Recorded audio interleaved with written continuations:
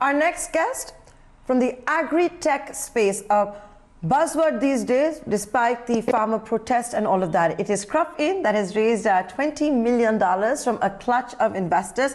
We're joined by the founder, Krishna Kumar, as well as one of the investors, Karan Mola from Chiratae.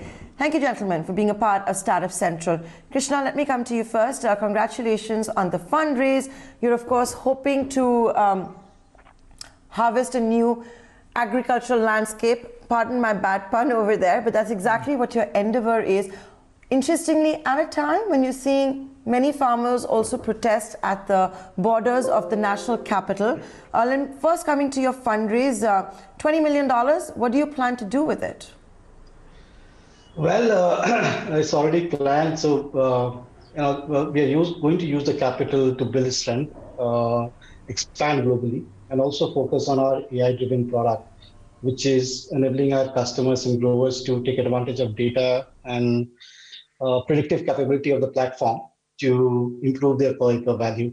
So that's the plan in a nutshell. We just opened up our office in Europe, in Amsterdam, and one of our co-founders is also moving there to set up the office and operations. So yeah, big plans.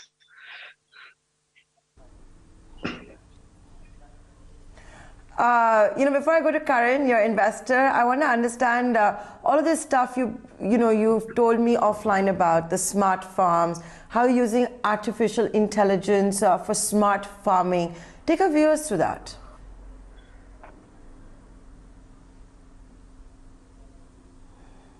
Sure.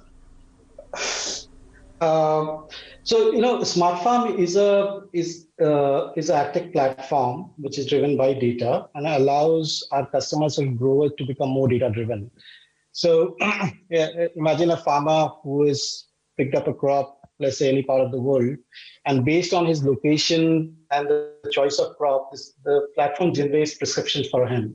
That what should be his activity today, how much basal dose he should apply, what disease pest can attack in the next 7 days, and these are all predictive in nature. It also tells them that which portion of the farm is not doing well, how to take care of that, and basically it's giving them complete control on the production and the quality of the farm, and that's to using completely AI driven. That's the Smart Farm platform. We do have another product which is Smart Risk, which is enabling the banking and insurance sector to take a very calculated risk while they're underwriting a loan or providing risk coverage to the farmer. And so we basically are opening a black box for them. So we help them to understand the risk around that asset and also monitor the risk once they given the capital or given the coverage on those farms, and do it remotely, bring down their cost of operation and propel the funding in the agriculture in a more prominent and the fastest way. Yeah.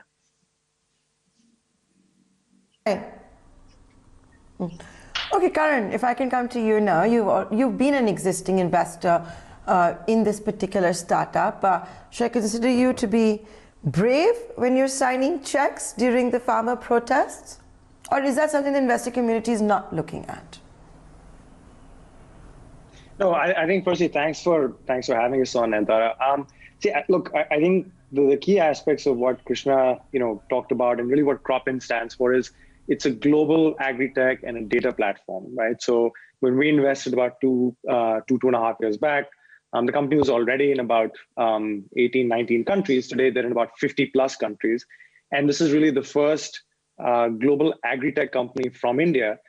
And in a way, it's the technology and the use of technology, as well as the use of innovation in artificial intelligence, deep learning, and data in agriculture as an industry is literally at the same gradient in India as it is in most other parts of the world. So technology really has not been utilized in the way that it can be, and in the powerful sense that it can have an impact. And that's the opportunity in front of Cropin today.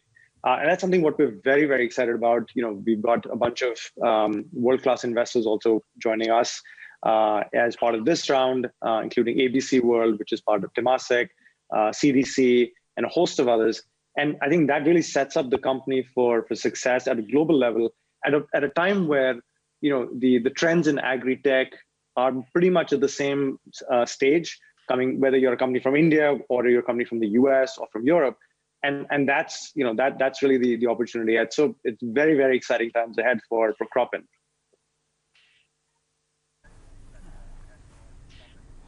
So I could come to Cropin, and I've got the press release with me. And Krishna, this question is for you, where you're saying that your technology, the Smart Risk AI, has processed more than 160 million hectares of land. It has the potential to impact 70 million farmers globally in 3 to 5 years. But the story so far means you have positively impacted 13 million acres and 4 million farmers. Your investor is saying that this is an Indian-bred agri-tech firm for the world. So far, have you only been in India, which is of course very massive? These 13 million acres and the 4 million farmers whose lives you have benefited has all been in India? So we are already a global platform. Our product is getting used in 52 countries. So this product was developed in India for India, but in last 2.5 years we have gone global, and it has almost all the enterprise, government, NGOs. They are using our platform in these 52 countries. We are managing these 13 million acres across these 52 countries and 4 million farmers. On our platform, there are more than 388 different crops are getting managed and around 9,500 different varieties. Yeah, so already we are in developed world, in developing nation. So we started with India, went to Southeast Asia, Europe, LATAM, and Africa, where the adoption of this product has happened. We have also seen initial large customers adopted is in the North America as well. So that's a proud moment for us that we built something for India and it's relevant for the even developed world. So Krishna, if I could interrupt you there. So Krishna, if I could come in there and ask you another question. The press release also says that the yield has improved 25% for the first-time users. The farmers that you sell your product to, your technology to, I would imagine these are the larger, the richer farmers, but we're not really going to see that effect unless we democratize agri-tech as well, correct? Have I got that right? And therefore, if that is the case, do you have plans for that? So if you look at all these 4 million farmers which are on our platform, around 70 to 80% will be smallholder farmers who has got even the 0.2 acres to 1 acre or 1.5 hectares, right? We work with enterprises, we work with mid-segment market, we work with government, development agencies, banks, and insurance companies. So the product is getting adopted by the large enterprise and the different agencies who are involved in agriculture. But then they take this platform to their farmer network and try to create the impact. So we are already working with the smallholder farmer. Today, we work with World Bank in Bihar to impact the smallholder farmer. And the program was to help them to fight the climate change. That how should they adopt different practices with the changing climate so that their yield doesn't drop. Or for that matter, we work with IFC or WWF in Southeast Asia to improve the livelihood of the farmers. At the same time, we are working with enterprise like McCain, Syngenta, BSF, who are using this to work with the smallholder and largeholder farmers, both in different, almost 30 countries. And they are trying to improve the per acre value for farmer, irrespective of the size of those farms. So it's already impacting those life of the farmers. But the farmer doesn't have to pay for it, because the companies are adopting this platform and they are paying for this solution.